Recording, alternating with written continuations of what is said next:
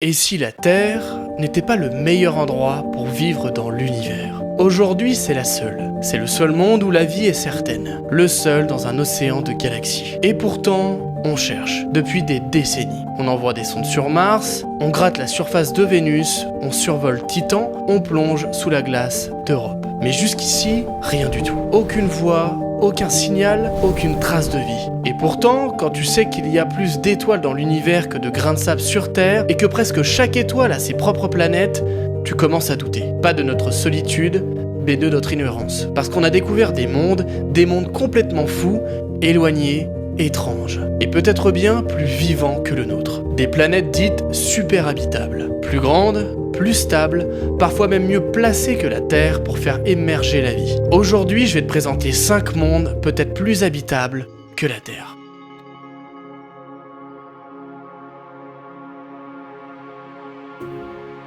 Voici notre première escale. Elle s'appelle KOI 5715.01. Alors oui, le nom comme ça n'est pas terrible, on dirait littéralement un identifiant Wi-Fi, mais derrière ce code se cache peut-être l'un des mondes les plus fascinants jamais découverts. Une planète rocheuse, 2 fois plus grande que la Terre, parfaitement placée dans la fameuse zone habitable, là où l'eau liquide pourrait couler sur des continents immenses. Mais ce qui rend cette planète vraiment spéciale, c'est son étoile. Tu vois, notre soleil, c'est une naine jaune, une étoile de type G. Stable, oui, mais pas éternelle.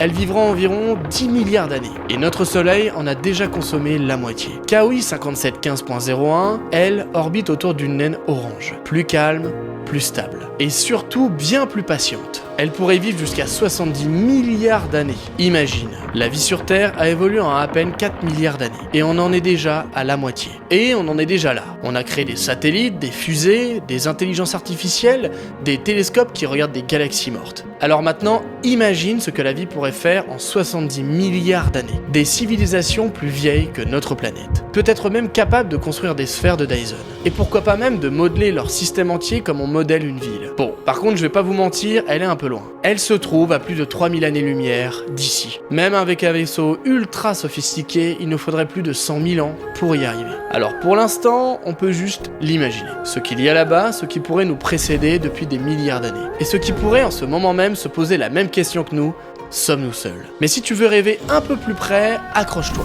Parce que la prochaine planète dont je vais te parler est à quelques pas d'ici.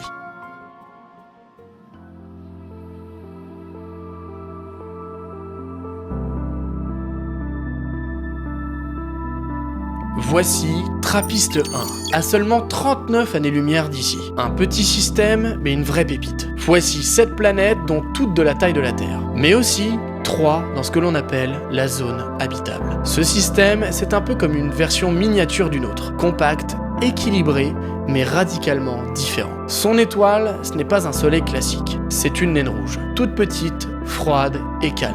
Pour recevoir assez de lumière, les planètes doivent être très proches. Tellement proches que tout le système pourrait tenir à l'intérieur de l'orbite de Mercure. Et ça change absolument tout. Ces planètes sont probablement en rotation synchronisée. C'est comme la Lune avec la Terre. Ce qui veut dire qu'un seul côté de chaque planète est constamment tourné vers l'étoile. Un hémisphère baigné de lumière. L'autre cependant plongé dans une nuit éternelle. Mais entre les deux, peut-être une fine ligne. Un anneau de vie, un crépuscule permanent où l'équilibre serait possible. Ni trop chaud, ni trop froid, juste fiable. La plus intrigante de toutes, c'est Trappiste 1e. Un peu plus petite que la Terre, mais bien placée. Elle est stable et peut-être entourée d'une atmosphère respirable. Mais ce n'est pas ce qui me fascine le plus. Non, pour moi, c'est l'idée de ce qu'on verrait là-bas. Imagine-toi 2 secondes, t'es sur cette planète. Tu lèves les yeux depuis la surface de Trappiste 1e et tu vois ça. Des planètes gigantesques dans le ciel. Immenses, colorées et suspendues comme des lunes géantes à portée de main. Un archipel interplanétaire. Tu pourrais passer d'un monde à l'autre, comme on passe d'un pays à l'autre ici quoi. Un petit week-end de ski sur Trappiste 1H, puis un retour à la plage sur Trappiste 1D. Des climats différents, des paysages inconnus, des mondes entiers à explorer. 39 années-lumière à l'échelle de l'univers, c'est clairement notre voisine de palier. Et peut-être bien qu'un jour, nos enfants, ou les leurs, feront de ce système leur nouveau chez eux.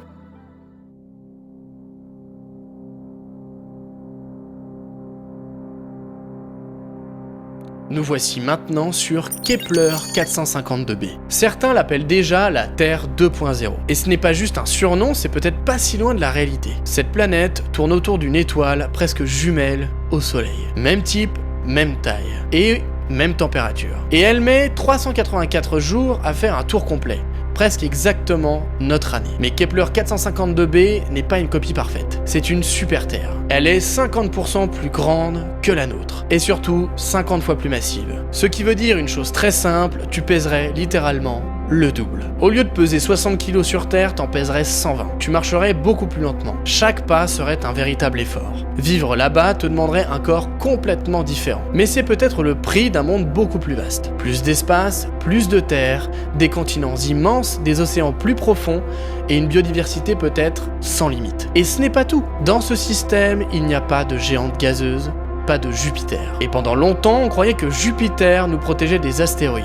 Mais aujourd'hui, les simulations racontent autre chose. Un système sans Jupiter aurait en réalité moins d'impact, moins de collisions, voire même 3,5 fois moins de catastrophes planétaires. Alors, peut-être que l'absence de géante autour de Kepler 452b est en fait une chance. Mais bien sûr, rien n'est parfait. Son étoile est plus vieille que la nôtre. Et quand une étoile vieillit, elle devient instable. Elle émet plus de rayonnement, plus d'énergie, et parfois trop. Kepler 452b pourrait être en train de basculer. Et ça dans un effet de serre incontrôlable comme Vénus. Un monde brûlant, toxique et invivable. Un paradis potentiel transformé en enfer silencieux. Et nous, on l'observerait beaucoup trop tard. Comme si ce monde, au moment même où on le regarde, était déjà en train de mourir.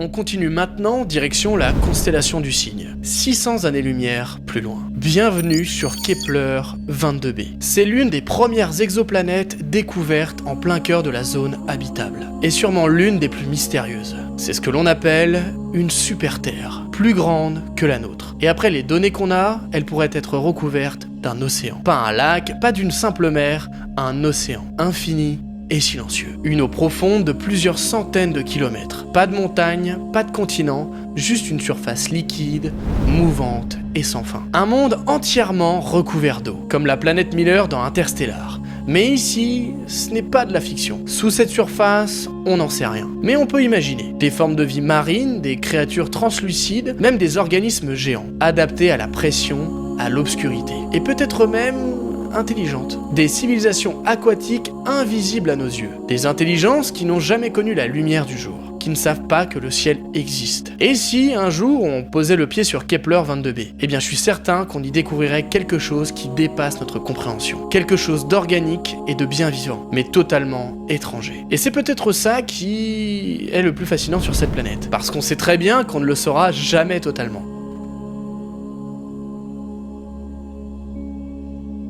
Bon, maintenant, attention parce qu'il y a une autre planète. Il existe une autre planète, moins connue, plus discrète, mais peut-être encore plus prometteuse que toutes les autres. Son nom, LHS 1140b. Elle se trouve à 49 années-lumière d'ici, donc pas si loin à l'échelle cosmique. Elle tourne autour d'une naine rouge dans la constellation de la Baleine. Et c'est aussi une super Terre, massive, dense et stable. Là-bas, la gravité est écrasante, mais l'atmosphère pourrait être épaisse, peut-être même protégée par un champ magnétique. Ce détail change absolument tout, parce qu'un champ magnétique c'est un bouclier, contre les radiations, contre les vents stellaires, et contre littéralement le chaos. Alors oui, elle est un peu plus froide, mais la température, on peut la gérer. Ce qu'il faut c'est un environnement stable, prévisible, et cette planète en a tous les signes. Et maintenant, imagine un instant. Imagine une base humaine là-bas, sous une lumière rouge sombre, des structures posées à flanc de cratères, des forêts d'algues dans des mers peu profondes. Une planète sobre, minimaliste, mais fonctionnelle. Comme si l'univers, quelque part, avait déjà pensé à tout. Bon, c'est pas la planète la plus spectaculaire, mais parfois, ce n'est pas le plus beau monde qui gagne. Celui qui tient dans le temps, celui qui attend. Et peut-être bien que LHS 1140b n'attend plus que nous.